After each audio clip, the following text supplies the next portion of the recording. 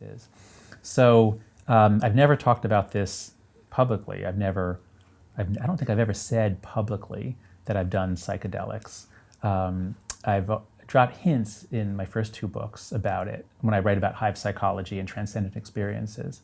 But especially since Michael Pollan's book has come out and there's public discussions of that, now I think it's not as risky or wouldn't make me seem as flaky to admit that I've done psychedelics a lot and that they were very important for the development of my personality and my research and my thinking.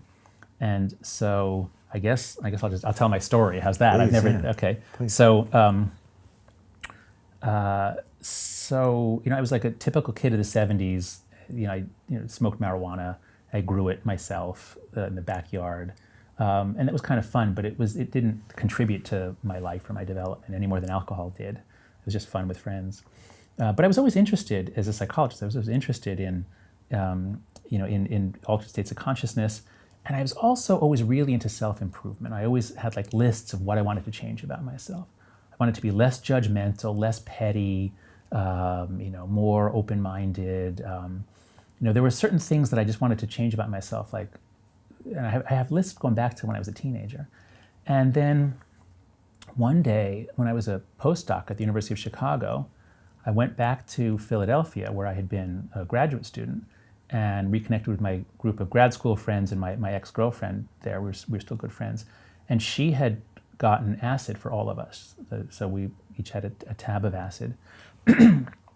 and I had the most, as you put it, the most profoundly important and spiritually transformative night of my life. It was June 12th, 1993. And I understand more why people talk about being reborn, like you have a sense that you're a different person afterwards.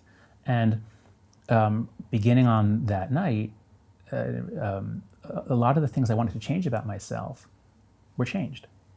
And so, in fact, I remember noticing 6 months later, I had not gotten angry at all in 6 months.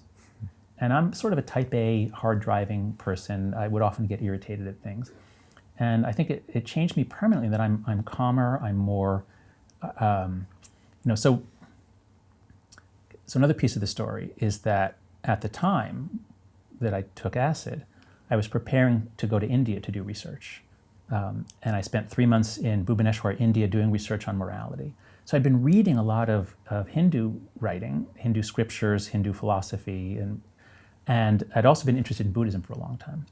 And so I kind of knew, the world is the veil of Maya, and don't be so judgmental, and be the same in victory and in failure, and have a detached distance from the ups and downs of life, and Buddha and Hindu scriptures are so clear on being less judgmental and accepting more about the complexity of life just happening.